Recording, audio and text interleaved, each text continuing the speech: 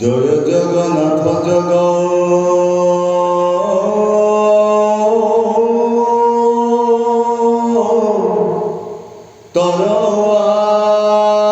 তরবাদি মূল অগুপর ধরে হরে তারিলা গুকুল বৃন্দাবনে আনন্দে কো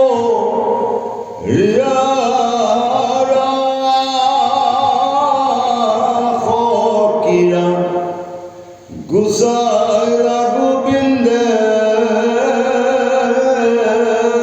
গোপী কারকা পীরা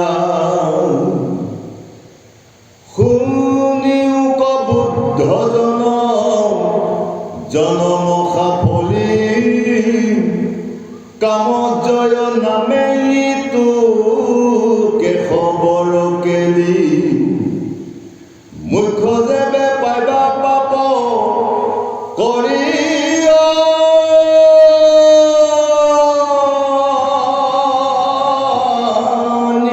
জানো কৃষ্ণ কথামিত কৰা কৰ্ণ ভৰি প্ৰাণ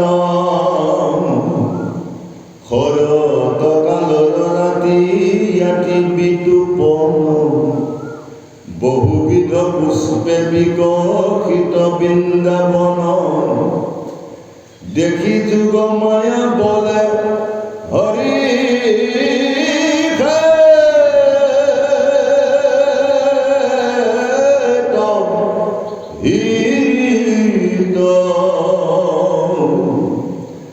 ৰাখকিৰা কৰিতে কৃষ্ণৰ ভয় সীত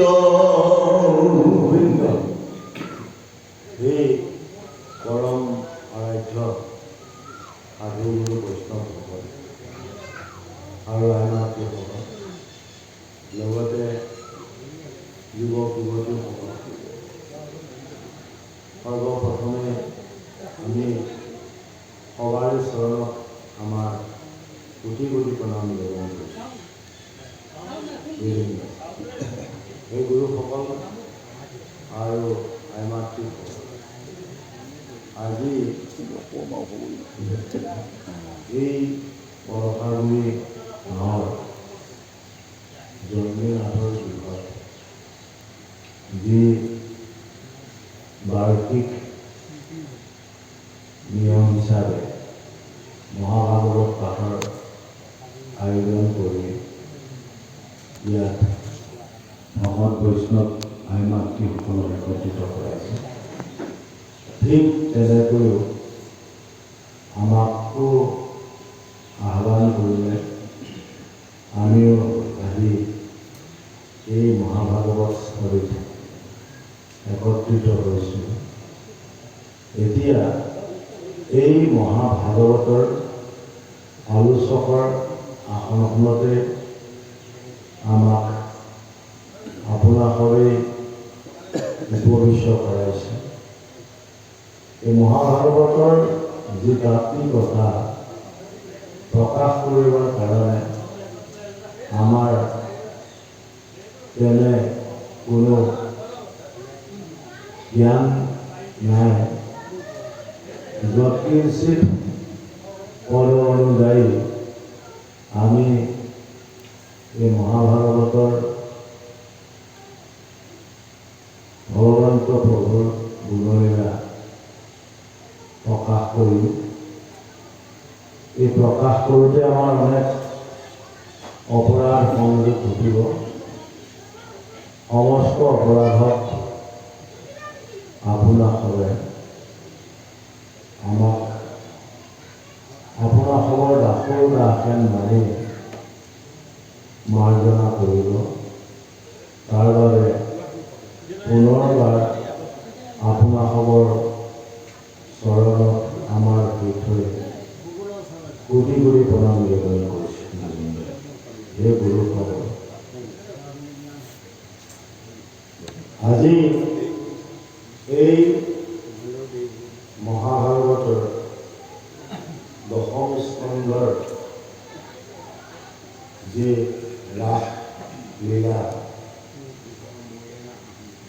অধ্যায় গৃহস্থ ছাত্ৰটোৰ দ্বাৰা আহ্বান কৰা হৈছে আৰু সেই আমি তাৰ ওপৰতে আলোচনা ভাগ আগবঢ়াবলৈ লৈছোঁ।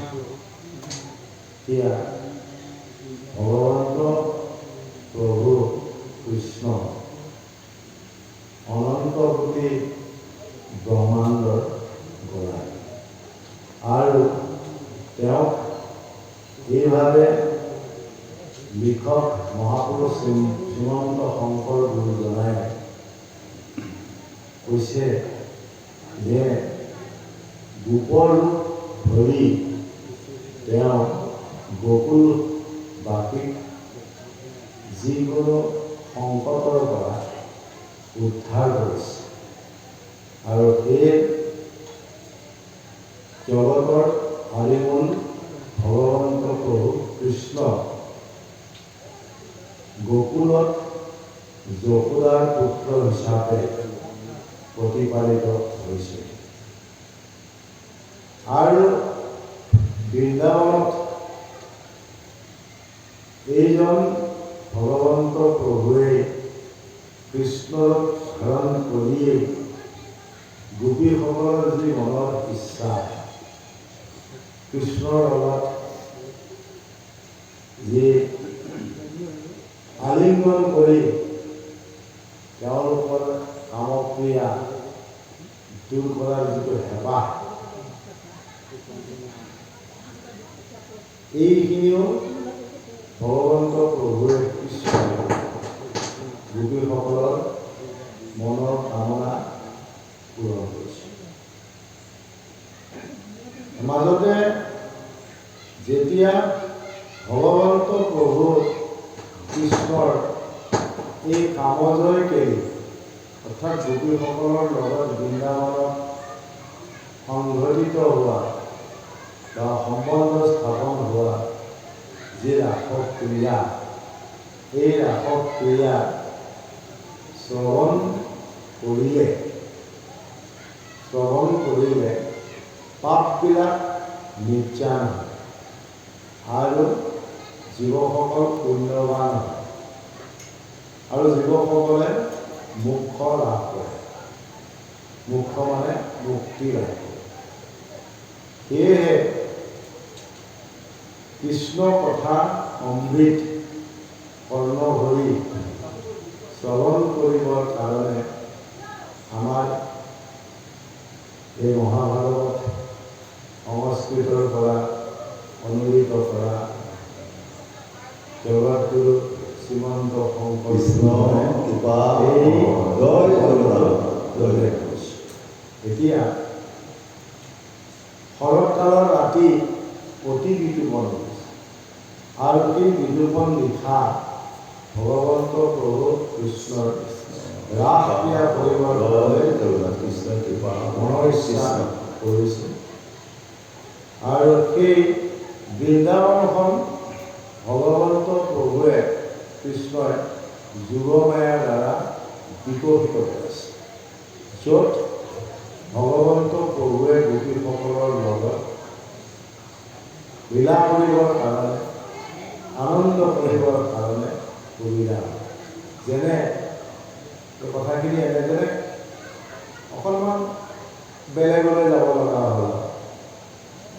সেইদিনাখন 28 তাৰিখে অসমৰ মুখ্যমন্ত্ৰী আহিব মিটিঙলৈ। মুখ্যমন্ত্ৰী আহিব বুলি ঠাই চাফা কৰি ক'তো একো নথকাকৈ ইমান সুন্দৰকৈ পেণ্ডেল দি বিভিন্ন ধৰণৰ তেওঁৰ দলৰ হৰিণবিলাক মাৰা হয়। তাৰমানে যাতে মুখ্যমন্ত্ৰীয়ে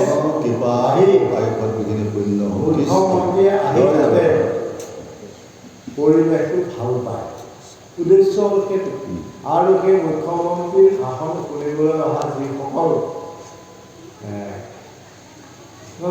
ভোটাৰ বুলি ক'ব লাগিব জনসাধাৰণ, সেই সকলো যাতে সেই পৰিৱেশটো ভাল পায়।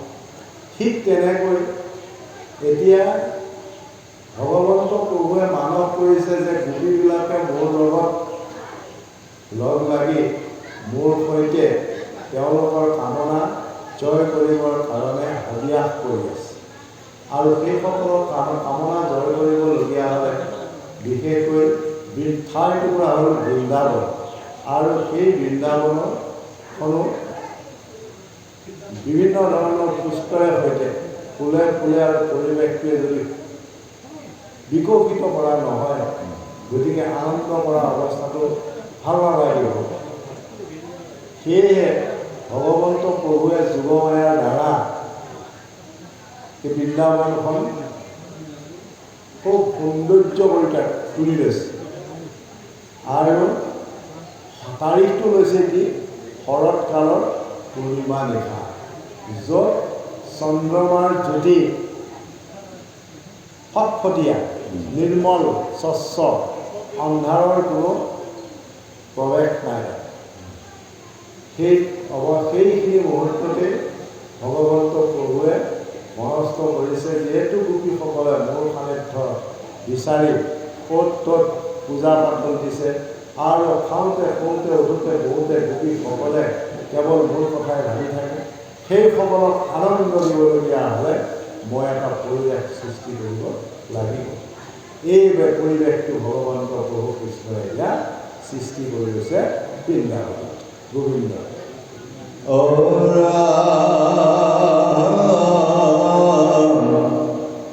ভৈৰন্তোদিত চন্দ্ৰ পূৰ্ব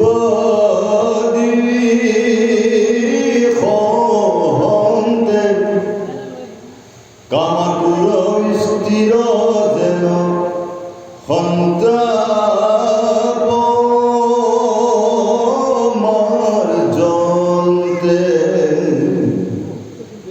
এই অখণ্ড মণ্ডল যেন দেখিল তৰি কুংকুমে লক্ষ্মী মুখ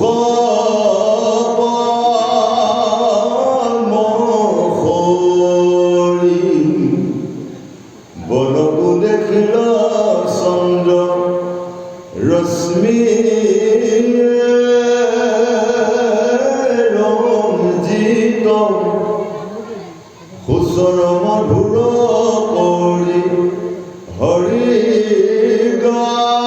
গাইলা গীত,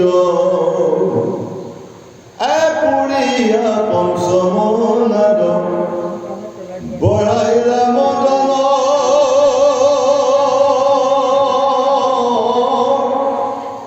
শুনি কামে বিমোহিত ভৈল গোপীগণ,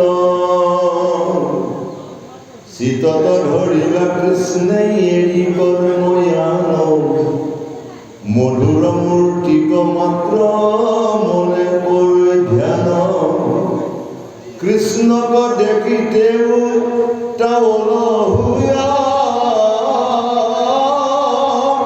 বৰ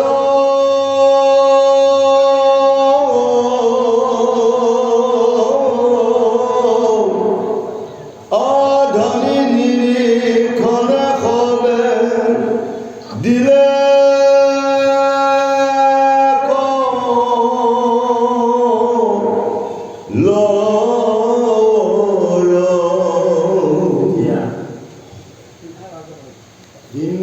দিনৰ অন্ত কৰি সন্ধ্যাৰ আগমন ঘটিছে। তেনেকুৱাতে পূব দিশত চন্দ্ৰৰ উদয় হৈ গৈছে। যেতিয়াই চন্দ্ৰৰ উদয় হৈছে, কামাতুৰ স্ত্ৰীসকলৰ সন্তাপ দূৰ কৰিবৰ কাৰণে সন্তাপ মাৰ্জন্তে বুলি আছে। এতিয়া গোপীসকলৰ কি সন্তাপ? গোপীসকলৰ সন্তান এটাই যে তেওঁলোকে কৃষ্ণৰ স্পৰ্শ পাব লাগে আৰু কৃষ্ণৰ স্পৰ্শ লাভ কৰিলে তেওঁলোকৰ সংসাৰৰ যত তাপ আছে সংসাৰৰ তাপ দূৰ হ'ব। এইটো বৰ সহজ সুন্দৰ যে ভগৱন্ত প্ৰভুৰ সান্নিধ্য পালে ইফালে লগাই দিব লাগিব। ইয়াত ভগৱন্ত প্ৰভুৰ সান্নিধ্য লাভ কৰিলে জীৱসমূহৰ সন্তাপেই নহয়, জীৱসমূহৰ মুক্তি হয়। য'ত ভগৱন্ত প্ৰভুৰ গুণলীলা শ্ৰৱণ কৰিলেও জীৱসকলৰ সংসাৰৰ যি তিনিটা আদি দৈবিক, আদি ভৌতিক আৰু আধ্যাত্মিক, এই তিনিটা তাপ দূৰ। এতিয়া গোপীসকলৰ সন্তাপটো কি? গোপীসকলে এটাই উদ্দেশ্য, তেওঁলোকে ভগৱন্ত প্ৰভু কৃষ্ণৰ সান্নিধ্য লাভ কৰিব লাগে। আৰু সেই গোপীসকলে কৃষ্ণৰ সান্নিধ্য লাভ কৰাৰ মানসেৰেই তেওঁলোকে কাত্যায়নী ব্ৰত কৰি যমুনাৰ পাৰত কাত্যায়নী দেৱীক পূজা কৰিছে। আৰু যমুনাৰ বালিৰে কাত্যায়নী অৰ্থাৎ দুৰ্গাৰ মূৰ্তি সাজি তেওঁলোকে পূজা কৰাত দুৰ্গা আবিৰ্ভাৱ হৈ সেইসকলৰ দিহা দিছিল যে তোমালোকৰ মনৰ কামনা পূৰণ হ'ব। কিন্তু বৰ সোনকালে নহয়। তোমালোকৰ যত সেই ভগৱন্ত প্ৰভুৰ সান্নিধ্য পোৱাৰ যিটো নিয়ম নীতি আচৰণ খোজ সদাচাৰ আছে, সমস্তখিনি তোমালোকে কেৱল ভগৱন্ত প্ৰভুৰ বাবে, কৃষ্ণৰ বাবে কৰি থাকা আৰু প্ৰতিটো মুহূৰ্ততে ভগৱন্ত প্ৰভু কৃষ্ণৰ চিন্তনত ব্যস্ত থাকা। নিশ্চয় সেইজন ভগৱন্ত প্ৰভুৱে তোমালোকৰ এদিন মনৰ কামনা পূৰণ কৰিব। এইবোৰে কাত্যায়নীয়ে কৈ গ'ল। তাৰ পাছত তেওঁলোকে সেই কাত্যায়নী পূজা সমাপ্ত কৰাৰ পাছত যমুনা নদীত তেওঁলোকে বস্ত্ৰ পাৰত থৈ স্নান কৰে। আৰু সেই বস্ত্ৰবিলাক ভগৱান কৃষ্ণই সকলো বুজি পায়। তেওঁ গোপীৰ বস্ত্ৰবিলাক টোপোলা বান্ধি লৈ কদম গছৰ ওপৰত উত্তৰণ। গোপীবিলাকে দেখা নাপায়, বস্ত্ৰ দেখা নাপায়, ইফালে সিফালে চাই দেখিলে কদম গছৰ ওপৰত কৃষ্ণই নজনা ভাও ধৰি গোপীৰ বস্ত্ৰবিলাক বান্ধি দিছে। আৰু তেওঁলোকে তেতিয়া ভগৱন্ত প্ৰভু কৃষ্ণক বস্ত্ৰ প্ৰাৰ্থনা কৰিলে। কিন্তু সেই কৃষ্ণই কৈছিল যে তোমালোকে পাৰলৈ আহি বস্ত্ৰবিলাক লৈ যোৱা। আৰু তেওঁলোকে প্ৰকাশ কৰিছিল যে আমি স্ত্ৰী জাতি, আমি যদি এনেকৈ জলৰ মাজত বিবস্ত্ৰে স্নান কৰিছোঁ আৰু পাৰত তুমি আমাৰ বস্ত্ৰবিলাক লৈ গৈছা, তুমি এজন পুৰুষ, তোমাৰ সন্মুখত আমি এই বস্ত্ৰহীনভাৱে কেনেকৈ দেখা দিম? তেতিয়া গোপীসকলক কৃষ্ণই কৈছিল যে তোমালোকে আজি মোক স্বামী হিচাপে পোৱাৰ আৰু মোক সান্নিধ্য পোৱাৰ মানসেৰে তোমালোকে যি স্নান কৰিছা, এই স্নানৰ ফলটো তোমালোকে আজি নোপোৱা। অৰ্থাৎ শৰৎকালৰ পূৰ্ণিমাৰ দিনাখনে তোমালোকৰ এই মনৰ কামনা পূৰণ হ'ব। যেতিয়া বৃন্দাবনত মই পঞ্চম সুৰেৰে বাঁহী বজাই গীত গাম, সেই গীতত যদি তোমালোকে সেই ঘৰে তোমালোকে আহিব বিচাৰা, তেতিয়া তোমালোকৰ মনৰ কামনা। সেই দিনটোনো কেতিয়ালৈ আহিব, এইটো মানুহে গোপীসকলে সদায় খাওঁতে শুওঁতে উঠোতে বহুতে সদায় তাৰিখ হিচাপ কৰে। সেই পূৰ্ণিমাৰ দিনাখন ৰাতিপুৱা তেওঁলোকে সময় হিচাপ কৰিছে আৰু 9 ঘণ্টাৰ পাছত আমি কৃষ্ণৰ লগ লাগে। আৰু 6 ঘণ্টা আছে, আৰু 3 ঘণ্টা আছে, আৰু আধা ঘণ্টাৰ পাছত আমি সেই আমাৰ কৃষ্ণই বাঁহী বজাব, গীত গাব, আমি বৃন্দাবনলৈ আহিব। ৰাতিপুৱাৰ পৰা দিনটো ভাবি আছে কেনেকৈ মই কি পোচাক পৰিধান কৰি গ'লে মোক কৃষ্ণই দেখিবলৈ ভাল পায়, মোক মহানন্দ অৰ্পণ কৰিব, সেই কথাখিনি ভাবিয়ে আছে। কিন্তু যেতিয়া ভগৱন্ত প্ৰভু কৃষ্ণই এই কথাখিনি ক'বগৈ,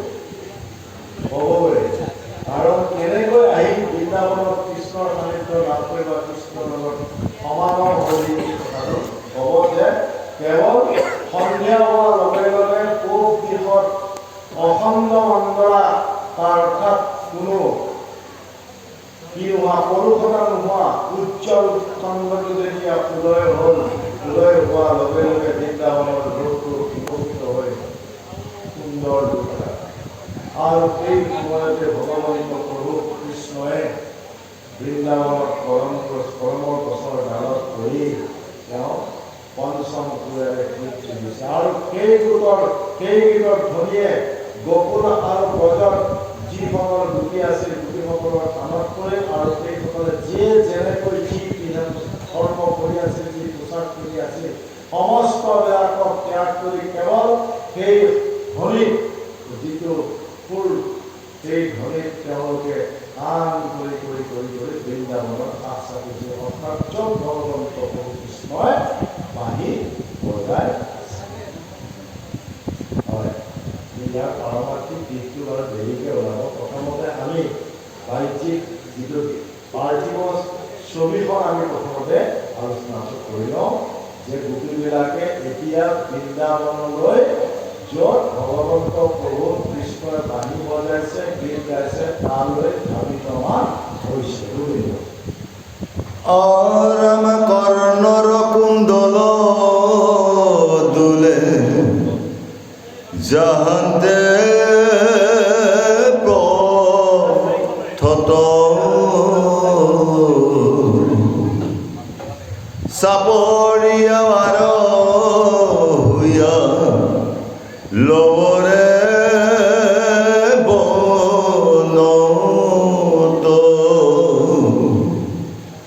আরাম জুনু আনু গোপী গণ লগ লাগি যায়,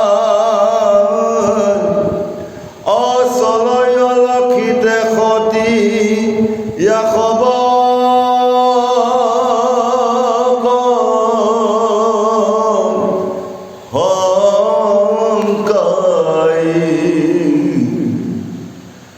আরাম আসিলে কতু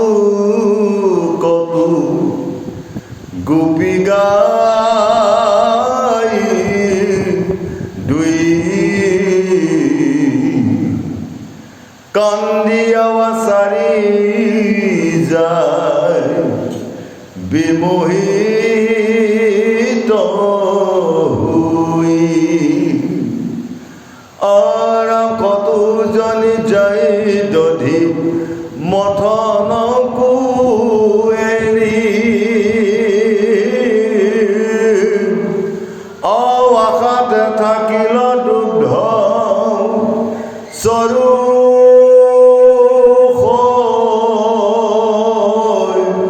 তে পৰি পিয়ন্তে আছিল শিশু তাহাকো নগনি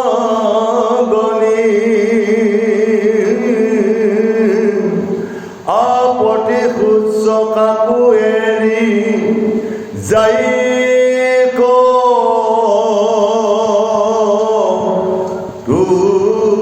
দুজনী খামছতে আছিল কতু গোপিকালি পন্ত্ৰে আধা ভুঞ্জা হুয়া কতু যাইল ৰন্তে। এতিয়া গোপীসকলৰ ভগৱন্ত প্ৰভুৰ প্ৰতি থকা সেইটো প্ৰেম, অৰ্থাৎ তেওঁলোকে কৃষ্ণৰ ভগৱানৰ সান্নিধ্য পাবৰ কাৰণে প্ৰতিটো মুহূৰ্ততে খাওঁতে শুওঁতে উঠোতে বহুতে যিকোনো দৃঢ় কৰ্ম কৰি মানুহে কেৱল ভগৱন্তৰ প্ৰভু কৃষ্ণৰ ৰূপটোহে ধ্যান কৰে আৰু সেয়ে তেওঁলোকে যেতিয়াই ভগৱন্তৰ প্ৰভু কৃষ্ণৰ বাহিৰ ৰূপ আৰু ভিতৰ ৰূপ শুনিলে তেওঁলোকে যি যেনেকৈ আছিলে কোনোবা ভাত বনাই আছিল ভাত আধা বনোৱাকৈ এৰিছে কোনোবাজনী গোপীয়ে তেওঁলোকৰ শিশুবিলাকক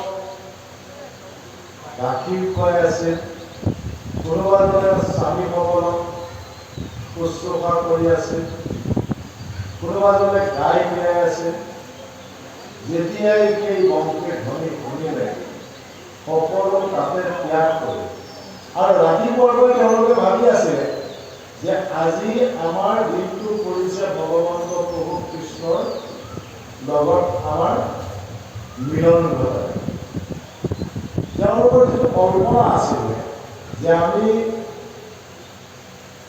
এই সাজ পোছাক পিন্ধি যাম এয়া অলংকাৰ পিন্ধি যাম আৰু এনেকৈ আমি আমাক নিজকে সজাই যাম বুলি ভাবি আছোঁ কিন্তু যেতিয়াই বাঁহী মাত শুনিলে তেওঁলোকে পৰিৱৰ্তন হৈ গ'ল অৰ্থাৎ সলন বদল হৈ গ'ল হয় এতিয়া তেওঁলোকে পিন্ধা মেখেলাৰ ওপৰত অন্তৰ্বা পিন্ধিব লগা হৈছে মেখেলাখন ওপৰত পিন্ধে চাদৰখন তলত পিন্ধিব লগা হৈছে কথাখিনি ইমান সুন্দৰকৈ বৰ্ণনা কৰিছে কাণৰ ফুলি নাকত আৰু আঙুঠি পিন্ধিছে ভৰি আঙুঠি হাতত ফুট ল'ব লাগে কপালত লৈছে ওঠৰ তাৰমানে এটাই উদ্দেশ্য যে আমি যাব লাগে এইটো হৈছে ভগৱন্ত প্ৰভুৰ প্ৰতি থকা একনিষ্ঠ আৰু সেই ভাৱেৰে তেওঁলোকে বৃন্দাবনৰ ফালে কেৱল ধাবিতমান হৈ আছে উদ্দেশ্য এটাই এতিয়া গুৰুসকল আপোনালোকৰ লগ লাগিছে ভাল লাগিছে হয় পাৰি আমি মাজতে অকণমান বেলেগ কথা হয় এই ৰাসৰ সম্পৰ্কেৰেই আমাকতো আপোনালোকে চিনি পাইছে আমাৰ ঘৰ বিক্ৰী এটা ফাকুৱা ৰাসৰ 12 পূজীয়াত কি হয় ৰাস হয় আমাতকৈ আমাৰ উপৰি পুৰুষ আৰু দেউতাহঁতৰ আমাৰ দেউতাহঁতৰ খুৰা আহে তেওঁ বাহিৰত সেই ফাকুৱাৰ ৰাসত বাহিৰতে খোল বজায় বিভিন্ন আপোনাৰ এইফালৰ ফালতো যায় চাগে তেতিয়া বাহিৰতে গোপীবিলাকক নচুৱাবলৈ ভাল পায় কিন্তু সেইদিনাখন ফাকুৱাৰ দিনাখন ৰাতিপুৱা আমাৰ গাঁৱৰ সেই বায়নজন আৰু লগৰ সহচৰ কেইজনমানে কোৱাটো কৈছে আজিতো ফাকুৱা আমি 12 পূজাত ৰাস উৎসৱত যাবই লাগিব বায়ানৰ ৰাতিপুৱাই চলি পেট চলি বুজি পাইছে এতিয়া আহিব নোৱাৰে ঘৰত ল'ৰাকেইটাই কৈছে আপুনি যাব নোৱাৰিব তেতিয়া আপুনি যদি নকৰে আঁতৰে বুলিও কয় ধুনীয়াকৈও কৈছে কি তই যাব নোৱাৰিলি আজি কাৰণ তোৰ পেট চলি আছে ল'ৰাই মনে মনে বৰ দুখ পাই আছে হয় এনেকৈ কিন্তু পেট চলি থাকিলে মই এটা দিগদাৰ হ'ব আবেলি পৰলৈকে ভাল পায় এই লগৰবিলাক কৈছে মই তহঁতে ঘৰত চিঞৰ বাখৰ নকৰিবি ঠিক সন্ধিয়াৰ লগে লগে মাত দিব মানে আজিকালি কিবা চৰাই মাত্ৰা দিব দিছে তুমি এটা তুমি বৰ ওলাই আহে কিন্তু ঘনীয়েও মনে মনে কৈছে ল'ৰাকেইটাক নকলি মোক চেলেংখনে গামোচাখনে ধুতি পিন্ধিয়ে থাকে তেতিয়া ধুতি পিন্ধা যদি আজিকালি লণ্ডন পিন্ধি থাকে ল'ৰা বুঢ়া ভগৱানেই পিন্ধি থাকোঁ চেলেংখন আগতে বাকচ নাই জপাটোৰ ওপৰতে থ'ব দিয়ে চেলেংখনে গামোচা যেতিয়াই ল'ৰা লগৰকেইজনে মাত দিলে ঘূৰাই জপাত থকা চেলেংখনকে গামোচাখনকে লৈ গাঁৱৰ মাজৰ পৰা ওলাই আহিছে ফাগুন মাহত বিশেষকৈ ৰিপিটকৈ বতাহটো ভৰি থাকে নিদিবেলা বৰবতীয়াকৈ ৰাস্তাটোত মাজতে সোণাই দলংখন পাওঁতে অলপ বতাহ ঘূৰি ঘূৰাই মূৰত পেৰিয়াই লৈছে জলিয়াই ল'ব বিচাৰিছে প্ৰথমতে মূৰতে পেৰিয়াই লৈছে প্ৰথমতে যদি সেইখন কাপোৰখন তাৰপিছত যেতিয়া মানে বতাহ লাগিছে যেতিয়া গাত উৰি ল'ম বুলি ভাবোতে দেখিলে এখন চেৰা কাপোৰ নহয়, এখন ধুনীয়া পদ্ধতি মেখেলা। এইটো কি?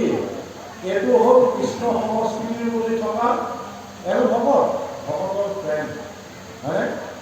কি পিন্ধিব কি নপিন্ধিব কেনেকৈ যাম ভাবি থাকোঁতে হঠাৎ যিটো পাই গ'ল সেইটোকে লৈ আহিছে এনেই আচলতে তিনিটা মানে ঘনীয়েকৰ মেখেলাখন কেতিয়াও কোনো মুৰুখন মূৰত নলয়, কিন্তু যাব লাগে মুঠতে লগৰজনক লগ ধৰিছে আৰু তেওঁ তাৰিখটো কৰিছে কি যে ফাকুৱা 12 বজাত আৰু দৌল যাত্ৰা আছে, ৰাতি ৰাস হ'ব, মই বায়ন ফুল বজাব লাগে।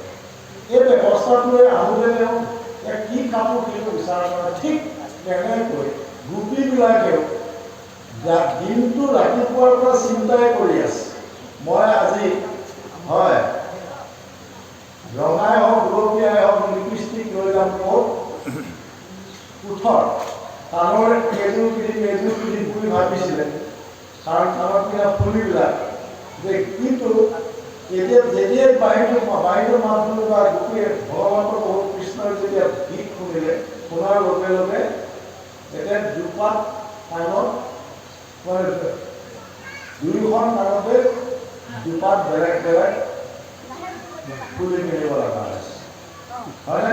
লগাব লাগে চকুত কাজল, চকুত লগাইছে কি চকুৰ ঘৰত আলতা। এয়া হ'ল তেওঁলোকে কেৱল কৃষ্ণ প্ৰেমত বিভোৰ হৈ বৃন্দাবনলৈ ঢালিবমান হৈছে। আনকি শিশুসকলক গাখীৰ খুৱাই থকা শিশুসকলকো তেওঁলোকে বিচনাতে দিছে, স্বামীসকলক পৰিচৰ্যা কৰি আছে, তাকো ত্যাগ কৰিছে। ভাত বনাই আছিল চৌকাত, সেই উতলি থকা হওক আধা খিৰা স্বৰূপে এৰি তেওঁলোকে কেৱল উদ্দেশ্যটোৱে হ'ল বৃন্দাবনত আমাৰ আজি মনৰ কামনা পূৰণ কৰিব কোনে? যশোদা, নন্দ যশোদাৰ পুত্ৰ কৃষ্ণ। আৰু তেওঁলোকে নন্দ যশোদাৰ পুত্ৰ বুলি তেওঁলোকে ধাৰণা কৰি থকা নাছিল। তেওঁলোকে সেই নন্দৰ ঘৰত যেতিয়া শিশু হিচাপে ভগৱন্ত প্ৰভু কৃষ্ণ আৱিৰ্ভাৱ হৈছিল, সেইদিনাখনৰ পৰাই তেওঁলোকে একেইজনক চিনি পাইছিল যে এইজন অনন্ত বুলি ব্ৰহ্মাণ্ডৰ অধিকাৰী ভগৱান, তেওঁ শিশুৰ ৰূপ ধাৰণ কৰি আজি নন্দৰ গৃহত প্ৰতিপালিত হৈ আহিছে। আৰু বিভিন্নবিলাক সেই গোকুলত থাকোঁতেই বা বৃন্দাবনত গৰু চৰাই থাকোঁতেই সেই গোপবালকৰ পৰা আদি কৰি যিমানবিলাক দুৱাৰ আছিল সমস্তবিলাকে যিকোনো সংকটতে উদ্ধাৰ কৰিছিল। আৰু যিমানবিলাক তেওঁ লীলা দেখুৱাইছিল সমস্তবিলাক সাধাৰণ মানুহে কৰিব পৰা লীলা বা ঘটনা নহয়। সেইকাৰণে এইজনেই হৈছে আমাৰ অন্তৰত, আমাৰ হৃদয়ৰ যি ক্ষোভ, আমাৰ হৃদয়ৰ যি তাপ, সমস্ত তাপ দূৰ কৰিব পাৰিব বুলি তেওঁলোকৰ দৃঢ় ইচ্ছা থকাৰ কাৰণে তেওঁলোকে তেওঁলোকৰ মনৰ যিটো কামনা আছিল সেইটো পূৰণ কৰিব পাৰিব বুলি তেওঁলোকে থিৰাং কৰিব পাৰিছে। আৰু সেইকাৰণে তেওঁ সান্নিধ্য পাবৰ কাৰণে যিয়ে যেনেকৈ আছে তেনেকৈ বৃন্দাবনৰ ফালে ঢালিবমান হৈছিল। গোবিন্দ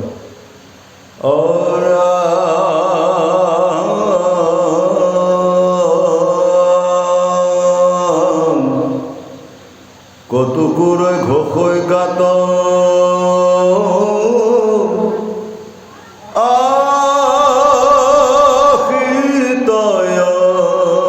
জন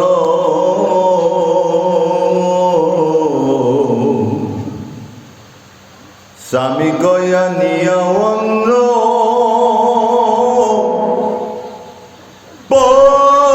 পৰিষৈ ব্যঞ্জন হইয়া বিমোহিত চিত আতি কৃষ্ণ গীত দিলে কলৰ পেলাই তলিয়া সহিতে এৰৈ যেন কৰ্ম ধৰ্ম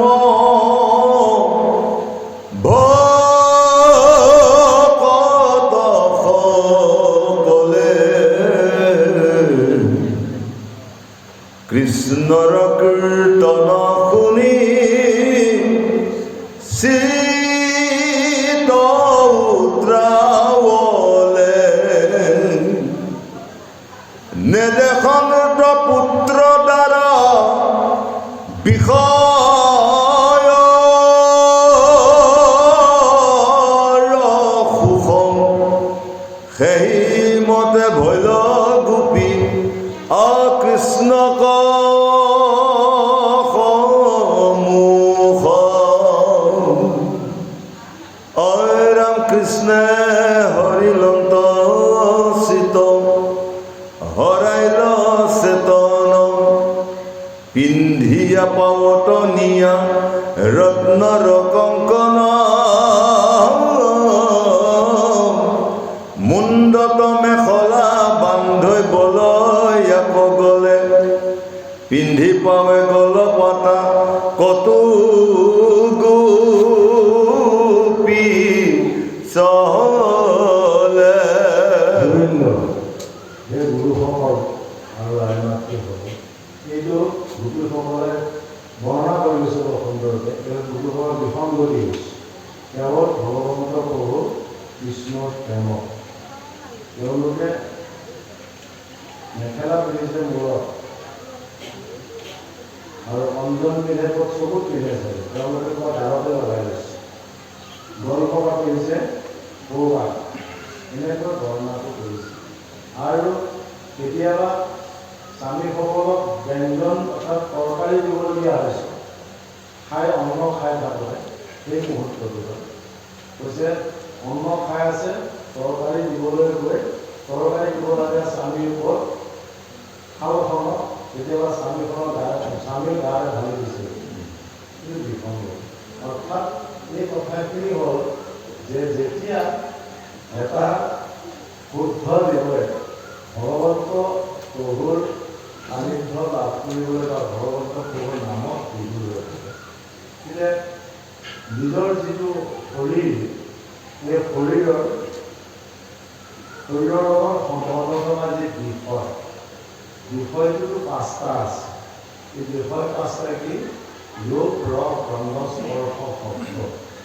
এই কথাখিনি পাহৰি যায়, তাকে কোৱা হয় খোৱা বোৱা চোৱা দেখা শুনা এইবিলাক পাহৰি যায়।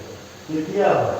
যেতিয়া ভগৱন্ত প্ৰভুৰ প্ৰতি কি হওক ভগৱন্ত প্ৰভুৰ প্ৰতি যেতিয়া প্ৰেমত তেওঁ আপ্লুত হ'ব, তেতিয়া সেইটো বাহ্যিক জগতত উপলব্ধি কৰিব পাৰি যে এটা ভগৱন্ত প্ৰভুৱে অৱতাৰ ধাৰণ কৰিছে নৰৰূপে আৰু গোপীসকলে হওক আৰু নৰসকলে সেইখিনি সময়ত দেখিলে। কিন্তু পাৰমাৰ্থিক জগতত কেইজন ভগৱন্ত প্ৰভু আমি কেনেকৈ কিন্তু দেখাৰ ব্যৱস্থাটো লাগিব। সেইকাৰণে আমাক মাধৱ গুৰুজনাই বৰ সুন্দৰকৈ উল্লেখ কৰি থৈ গৈছে ঘোষাত অৰ্জুনক কোৱাৰ মাধ্যমেৰে যে তত্ত্বস্বৰূপে সখী জানি মুখ দলীয়া দৈঘূৰত দুখ অন্তকালে হৈ কিন্তু মুহূৰ্ত কথা তেওঁ তত্ত্ব হিচাপে আমি জানিব লাগিব। হয়, তাত্ত্বিকতাটো যদি আমি উপলব্ধি কৰিব নোৱাৰোঁ বা আমি তাত্ত্বিকতাটো বুজি নাপাওঁ তেতিয়াহ'লে ভগৱন্ত প্ৰভুক বাহিৰত বিচাৰি থাকিলে নোপোৱা নাযাব। সেয়ে তাতো উল্লেখ কৰিছে যে কি বুলি কৈছে যে এইভাবে কৈছে যে কৃষ্ণ পাহৰি যোৱা হৈছোঁ আমি কথাটো পাহৰি যোৱা হৈছে যে বিদুৰ কৃষ্ণক লাগি কেন যত্ন কৰা হৃদয়তে আছে কৃষ্ণ তাকো মানে কথাটো আত্মা ঈশ্বৰৰ লাভ প্ৰত্যক্ষ শত পায় নাপায় জানা তাক অবিদ্যা নাকিলে বান্ধৱ কৃষ্ণক পায় সংসলগ্ন বস্তুক খাই থাক। এতিয়া অবিদ্যাটো যেতিয়ালৈকে দূৰ নহ'ব তেতিয়ালৈকে ভগৱন্ত প্ৰভু আত্মাৰূপী ভগৱন্ত প্ৰভু উপলব্ধি কৰাটো বা লাভ কৰাটো বৰ জটিল। এতিয়া অবিদ্যানো কোনটো আমি অকণমান জানি লওঁ বেলেগে। বহুত ইউনিভাৰ্চিটিতে নহয় ডক্টৰেট ডিগ্ৰী লৈ ৰিচাৰ্চ কৰি গৱেষণা কৰিও তেওঁ যদি আত্মা ঈশ্বৰক যদি উপলব্ধি কৰিব নোৱাৰে হয়নে কথাটো, আৰু তেওঁ কিন্তু বিদ্যান নহয়, গৱেষকজনো বিদ্যান নহয়, তেওঁ পাৰ্থিৱ জগতৰ কোনো এটি দ্ৰব্য বস্তুৰ ওপৰত গৱেষণা কৰি বা কিবা এটা তথ্যৰ ওপৰত গৱেষণা কৰি তেওঁ ডক্টৰেট ল'ব পাৰে, কিন্তু তেওঁ বিদ্যান নহয়। বিদ্যান বোলা বস্তু হৈছে পঞ্চপৰ্বা বিদ্যাৰ কথা কৈছে। পঞ্চপৰ্বা বিদ্যাটো মায়া তম মুখ মহামুখ তামেশ্বৰ আৰু অন্ধতামেশ্বৰ। এতিয়া কবিতাৰ প্ৰথমটোৱে হৈছে তম। তম অৰ্থাৎ অন্ধকাৰ। এতিয়া আমি কাৰ দ্বাৰা চলি আছোঁ? নিজে চলি আছোঁ নে আমাক কোনোবাই চলাই আছে? প্ৰথম কথা আমি কেতিয়াও ভাবিব নালাগে যে আমি নিজে চলি আছোঁ। আমাক চলাই থকা এক মহাশক্তি আমাৰ লগত প্ৰৱেশ কৰি আছে, যিটো শক্তি থকাৰ কাৰণে আমি আমাৰ শৰীৰটো সঞ্চালিত হৈ আছে, যিটো তৎক্ষণাৎ নাইকিয়া হ'লে শৰীৰটো জড় হৈ যায়, নিথৰ হৈ যায়। সেই বস্তুটোক কোৱা হৈছে তত্ত্ব, অৰ্থাৎ তম। তম মানে দেহা কি তত্ত্বৰ সংযোগ কৰি সংস্কৃত ভাষাত তত্ত্ব বুলি কৈছে। তমটোক সঞ্চালিত কৰা প্ৰত্যয়টো লগাইছে কি? এতিয়া তত্ত্ব অৰ্থাৎ সেইকাৰণে কৈছে তত্ত্বস্বৰূপে জানি মুখ তলীয়া দুৰ্ঘূৰ দুখ অন্তকালে হৈ কিন্তু মতম। আমাক কোনে চলাই আছে? আমাৰ ঈশ্বৰটো কোন? এতিয়া তত্ত্বই দ্বাৰা জানিলে আমাৰ আত্মাটো। সেইকাৰণে আত্মা ঈশ্বৰৰ কথা কৈছে। এই আত্মাটোৰ সন্ধানৰ কাৰণে যাব লাগে, আত্মাৰ লগত মিলিত হ'ব লাগে। আমাৰ মনৰ ভাৱটো জানিবলগীয়া আমি কি জানিব?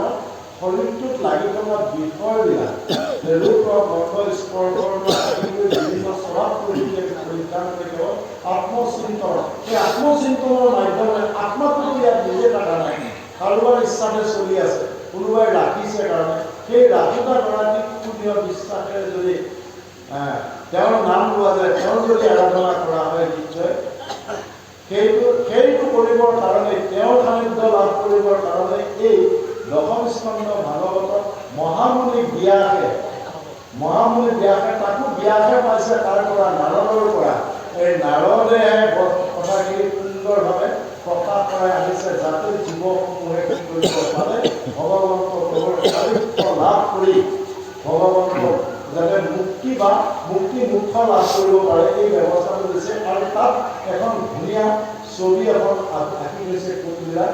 গোপীবিলাকে ভগৱন্ত প্ৰভু কৃষ্ণৰ প্ৰেমত এনেকৈ বলীয়া হৈ পৰিছিল যে কৃষ্ণৰ বাঁহীটো বজালে তেওঁলোকে সংসাৰ জগতৰ যত কৰ্ম হওক, যত অভিলাষ হওক, সমস্ত ত্যাগ কৰি বৃন্দাবন নামৰ সেই পবিত্ৰ স্থানটোত তেওঁলোকে কৃষ্ণৰ সান্নিধ্য পাব আৰু কৃষ্ণৰ লগত সংগম হ'ব। এই ব্যৱস্থাটো ছবিখনৰ মাধ্যমেৰে কৈ আছে যে এই বৃন্দাবনখন এখন পবিত্ৰ হৃদয়, আৰু যিখন হৃদয়ত ভগৱন্ত প্ৰভু বিচৰণ কৰে। আৰু সেই জীৱ আত্মাবিলাক গোপীবিলাক স্ত্ৰী, এই স্ত্ৰীবিলাক কাৰোবাৰ পত্নী, এইবিলাক এই গোপী শব্দটোৰ অৰ্থটোৱে হৈছে গো মানে বেদ আৰু পি মানে পান কৰা। বেদৰ তাত্ত্বিকতাৰ যিসকলে নিত্যনৈমিত্তিক পান কৰি থাকে, সেই সকলেহে ভগৱন্ত প্ৰভু কৃষ্ণৰ সান্নিধ্য লাভ কৰিব পাৰে। এতিয়া বেদনো কি? বেদ মানে হ'ল জ্ঞান, হয়নে? আৰু বেদ শাস্ত্ৰসমূহে কৈছে ইন্দ্ৰিয়সমূহকো বেদ বুলি কৈছে। যে ইন্দ্ৰিয়সমূহ কৃষ্ণ সন্মুখ কৰা হয়, ইন্দ্ৰিয়ৰ যিটো স্বাভাৱিক প্ৰবৃত্তিবিলাক পৰিত্যাগ কৰি কৃষ্ণ প্ৰবৃত্তিৰ ফালে যেতিয়া আগবাঢ়ি যায়, তেতিয়া সেই জীৱবিলাকে ভগৱন্ত প্ৰভু অনন্ত কোটি ব্ৰহ্মাণ্ডৰ অধিকাৰী পৰমাত্মা প্ৰভু কৃষ্ণৰ সান্নিধ্য লাভ কৰিবলৈ সক্ষম হয়। এইটো উদাহৰণ আছে। তাক পৰ্যালোচনা কৰি ভক্তসকলে কি কৰিব লাগিব? সন্ধান কৰিলে তেতিয়া ভগৱন্ত প্ৰভুৰ তাত্ত্বিকতাটো উপলব্ধি কৰিব পাৰিব। গোবিন্দ হাতয়ুজন্তি কৰো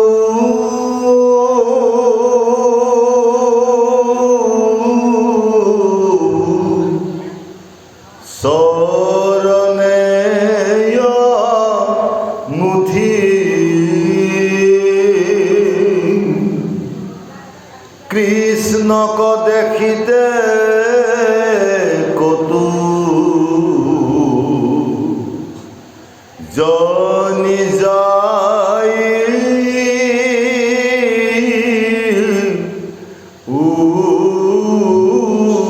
উঠি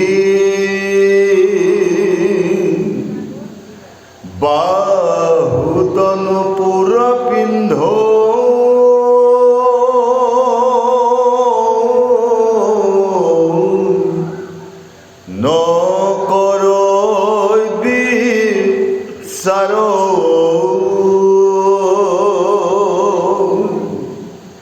মাৰ্গত মুকুত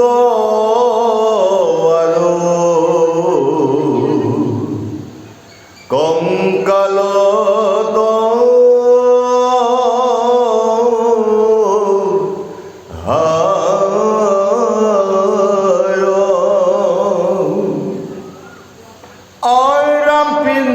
চেতনে তো খাৰি কামে উত্ৰাওল ফুপিহি উপৰ কৰ অঞ্চল কতল তথাপি কৃষ্ণক পাইলে গোপী নিৰন্তৰ শুনিও কোৱাৰ ইয়াবে যেন পতন্তৰ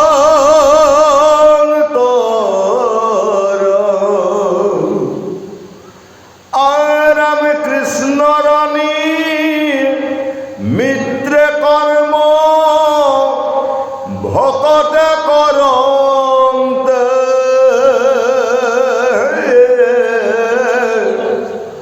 যদি সিদ্ধ পৰয় মনে কৃষ্ণ স্মৰণতে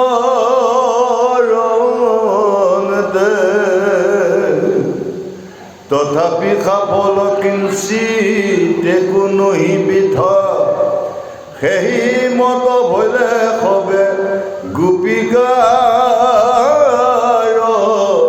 কথা।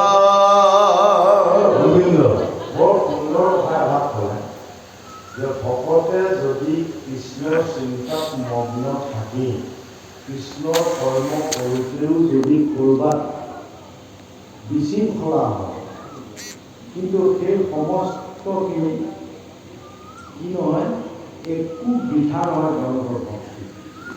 গোপীসকলে মুকুট পাত পিন্ধিছে কঁকালত প্ৰত্যেকে মুকুট এটা অলংকাৰ আহে মুকুট পিন্ধিব লাগে কপালত শিৰত কিন্তু তেওঁলোকে ইয়াত মাৰ্গত মানে পাছফালে পিন্ধিছে হয়নে বিভিন্ন ধৰণৰ অংগ সলনি কৰি কেৱল এটাই উদ্দেশ্য যে ভগৱন্ত প্ৰভুক পাব লাগে বিভুৰ হৈছে ভগৱন্ত প্ৰভু ভাৱে তেওঁলোকৰ পোচাক পৰিচয় শৃংখলা কৰিবলৈ সময় নাই। সেই কথাটোকে কৈছে যে এইসকল হ'ল ভগৱন্ত প্ৰভু কৃষ্ণৰ ভকত। এই ভকতসকলে কেৱল কৃষ্ণৰ নিমিত্তেহে যিখিনি কৰিছে কেৱল কৃষ্ণৰ নিমিত্তে কৃষ্ণৰ সান্নিধ্য লাভ কৰিবৰ কাৰণে এওঁলোকৰ বিশৃংখলাটো হ'লেও এওঁলোক কেতিয়াও দুখত নপৰে আৰু সেইকাৰণে কাৰণ তেওঁলোকৰ মনটো ক'ত সোমাই আছে কেৱল ভগৱন্ত প্ৰভুৰ সান্নিধ্য লাভ কৰিবৰ কাৰণে কৃপা নহয় ভগৱানক লগ পাব লাগে। সেইকাৰণে ভগৱন্ত প্ৰভুৱে অৰ্জুনকো কৈছিলে হয়নে যে মই কেতিয়া সন্তুষ্ট হওঁ চোৱা ভকতে যদি মোক এটা পাণ এটা দিয়ে তাত মই সন্তুষ্ট যদি ফল এটা দিয়ে মই তাতো সন্তুষ্ট নাই অকণমান জল দিলে মই তাতো সন্তুষ্ট কিন্তু পত্ৰম পুষ্পম ফলম ত্বম যো ময় ভক্তা কৰিছে পাত ফল জল দিয়ে যদি মোৰ ভক্তই পূজা কৰে মই তাতে সন্তুষ্ট হওঁ। অভকতে যদি মোক বিষ্ণৰ দ্ৰব্য দিওঁ মোক সেৱা কৰে মই কেতিয়াও কি নকৰোঁ মই সন্তুষ্ট নহওঁ। দুৰ্যোধনৰ দেখি হৈছে তেনেকৈ কাৰণ মেলখন পাতিবলৈ আহিছিল ভগৱান কৃষ্ণ যুধিষ্ঠিৰৰ ৰাজসভাত কৃষ্ণ আহিব বুলি দুৰ্যোধনে বিভিন্ন ধৰণৰ আড়ম্বৰপূৰ্ণ খাদ্যবিলাক যোগাৰ কৰি থৈ ঠিক কৰি থৈ দিছে কিন্তু যেতিয়া কথা বতৰাবিলাক পতা হ'ল সন্ধিৰ কাৰণে আহিছিল পাণ্ডৱ আৰু কৌৰৱসকলৰ লগত সমাপ্ত হ'ল।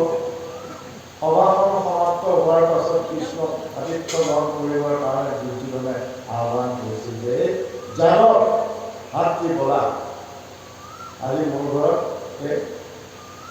কিবা অকণমান অভ্যৰ্থনা গ্ৰহণ কৰা কিন্তু কৃষ্ণই কৈছিলে তোমাৰ দৰে এটা অহংকাৰী ঘৰত আৰু অহংকাৰীৰে পূৰ্ণ হৈ থকা তোমাৰ সেই দুৰ্নীতিৰে আয়োজন কৰা জগত খাদ্য মই এইটো খাম নেকি তেতিয়া ওচৰতে আছিল বিন্দুক কৈছিল যে খুৰা বলা তোমাৰ ঘৰতে এমুঠা খামগৈ বিদুৰে সঘনা সদায় ৰজাৰ ঘৰত ইমান উভয় নদী দ্ৰব্য আছে তাত খুৱাবলৈ বিচাৰিছে তেওঁ নাখায় এতিয়া মোৰ ঘৰত একোডালে নাই তাত খাবলৈ, তাতো খুজি অনা চাউল, মাগি অনা চাউল দেই, টেকেলি মৰমি আছিল। সেই টেকেলি মৰমি থকা টেকেলিটোত চাবলৈ দিছে কোনটিত যে আই গাছ দি আছে, যে তাত পইতা চলাই ভৰ্চনা কৰি কোলা কোলা কিছুমান সৰু সৰু দ্ৰব্য কিছুমান আছে, সেই ভাই ৰান্ধিলে। যেতিয়াই ভগৱন্ত প্ৰভু কৃষ্ণ কুন্তি আৰু বিদুৰে এখন সুন্দৰ কলপাত এখনত বাঢ়ি দি নিমখ অকণমান পুৰৈ শাকৰ হেৰি এটা পাত এটা নিমখ অকণমান সৈতে যেতিয়া সিজাই পেলাই দিলে, সেৱাটো কৰি দিলে, কৃষ্ণই আনন্দময় খালে। কিন্তু বিদুৰে দেখিছে যে কি খাইছে, এইটো কিমান খাইছে, এইটো কোলা কোলা দ্ৰব্যবিলাক আছে, বিদুৰে বাছি বাছি খাইছে। এইটো নমুনা দেখুৱাবলৈ গৈছে কেৱল ভক্তসকলৰ বাবে ভগৱান সদায় সক্ৰিয়। আৰু যেতিয়া শ্ৰদ্ধা কৰি ভক্তসকলে ভগৱন্ত প্ৰভুক অৰ্পণ কৰা দ্ৰব্য সমস্তখিনি গ্ৰহণ কৰে, কেৱল মনটো দিব দিছে। কৈছে যে পাত এটা দিলেও মই অসন্তুষ্ট, ফুল এটা দিলেও অসন্তুষ্ট, ফল এটা জল অকণমান তাতো যদি নাই, তেতিয়াহ'লে মোক কি দিব দিছে, মন মনা হ'ব মন ভক্ত জালিমান নমস্ত, কেৱল তোমাৰ মনটো মোক দিয়া। এইটো অকল কাক কৈছে? অৰ্জুনক কোৱা নাই, এইটো ভক্তসকললৈ প্ৰেৰণ কৰিছে যে যিসকল ভগৱন্ত প্ৰভুৰ একান্ত ভক্ত, পাৰ্থিৱ দ্ৰব্য বস্তুৱে ভগৱন্ত প্ৰভুক কেতিয়াও সন্তুষ্ট কৰিব নোৱাৰে। কেৱল এটা শুদ্ধ মন ভগৱন্ত প্ৰভুক যদি অৰ্পণ কৰা হয়, সেই শুদ্ধ মনটো ভগৱন্ত প্ৰভু সন্তুষ্ট হয়। আৰু গোপীসকলে এটা শুদ্ধ মন লৈ কেৱল কৃষ্ণৰ সান্নিধ্য বিচাৰি যাওঁতেই তেওঁলোকৰ পোচাক পাতি বিশৃংখলা ঘটিব পাৰে, ৰাস্তাটো হয়তো বদলি হৈ যাব পাৰে, কিন্তু তেওঁলোকৰ লক্ষ্য কি? এটা এইটোৱে হ'ল ভগৱন্ত প্ৰভু কৃষ্ণৰ সান্নিধ্য।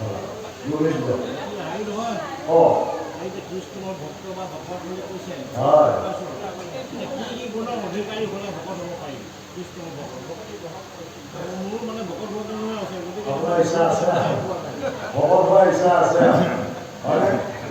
ভকত হয় বাৰু কথাটো। ভগৱন্ত প্ৰভুৰ প্ৰতি কি থাকিব লাগিব? ভক্তি। যেনেকৈ আৰু মনৰ মাজত কোনো মইলা থাকিব নালাগিব, সমস্তবিলাক দূৰ কৰি আশাটো প্ৰথমতে বাদ দিব লাগিব, আৰু আকাংক্ষা বাদ দিব লাগিব। তাৰপাছতে খং ৰাগ ক্ৰোধ প্ৰবঞ্চনা সমস্ত ত্যাগ কৰিব পাৰে, দূৰ হ'লে কেৱল ভগৱন্ত প্ৰভুৰ কাৰণে, ভগৱন্ত প্ৰভুৰ কাৰণে যদি কৰ্মবিলাক কৰি নিত্যনৈমিত্তিক যত কৰ্ম আছে, আৰু ভগৱন্ত প্ৰভুৰ তাত্বিকতা লাভ কৰিব পাৰে, তেতিয়া ভগৱান হ'ব পাৰে। ঘৰো বান্ধিব লাগিব, ঘৰ বান্ধিলে নহ'ব। তেতিয়া ঠিক তেনেদৰে এজন সাধুৱে ভগৱন্ত প্ৰভুৰ সান্নিধ্য লাভ কৰিবৰ কাৰণে তেওঁ এখন অৰণ্যৰ মাজত এখন আশ্ৰম পাতি তাতে তেওঁ ভগৱন্ত প্ৰভুৰ ধ্যান কৰিছে। এইটো আমাৰ নিজৰ কথা নহয় যে গুৰুসকল, এইটো ভাগৱততো পোৱা নাই।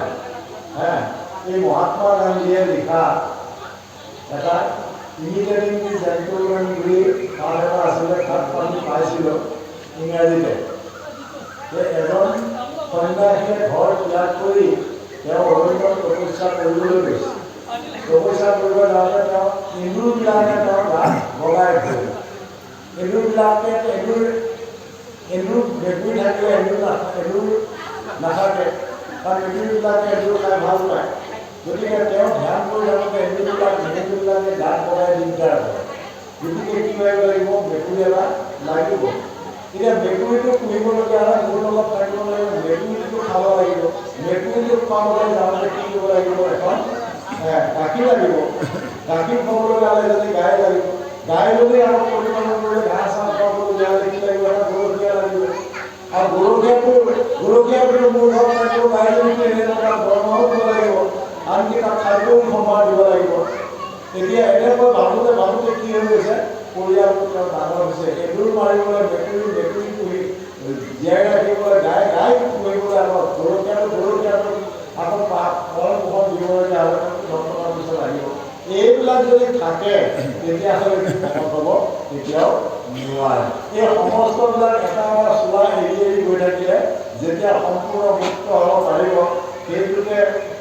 সেইটোকে কৈ আছে শেষত যে অনাসক্ত বিচাৰে যথাসম্ভৱ কৃষ্ণ স্ববন্ধযুক্ত নিবন্ধ, যে অনাসক্ত একো আসক্তি নাইকিয়া হ'লে তেওঁ ভকত হ'ব পাৰিব। কেৱল কৃষ্ণৰ লগত যদি ভগৱন্ত প্ৰভু কৃষ্ণৰ তত্ত্ব উপলব্ধি কৰি যদি কৃষ্ণৰ লগত সম্বন্ধ ৰক্ষা কৰিব পাৰে তেতিয়াহ'লে ভকত হ'ব। সেইজন ভকতে যাকে দিয়ে ভগৱানক তাকে তেওঁ গ্ৰহণ কৰিব, কিন্তু অভগতে কৃষ্ণৰ নিয়ম নীতি পালন নকৰা জনক কেতিয়াও সেই বৰ্মৰ পৰা ধৰিব ভগৱন্ত প্ৰভুৱে গ্ৰহণ গোবিন্দ কথাই শুদ্ধকে ক'ব পৰা নাই বুলি কৈছে আপোনালোকে কৃষ্ণ হয়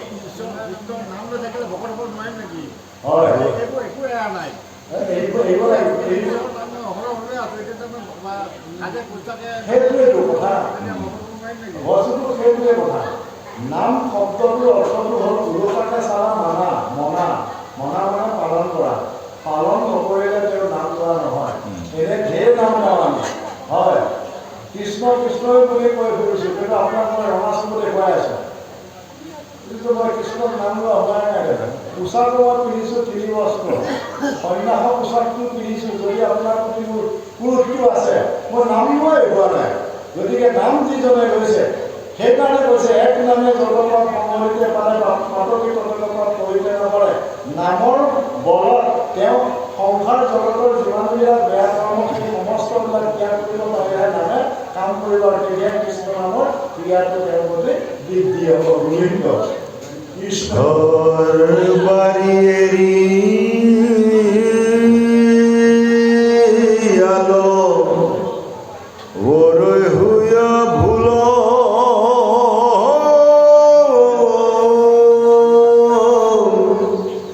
নুশুনয় কেহু শাশু শশুৰৰা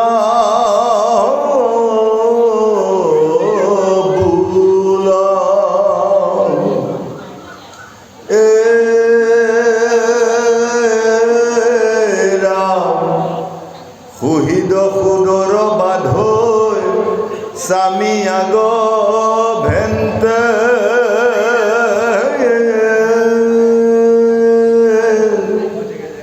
কৃষ্ণে হৰি লন্ত্ৰ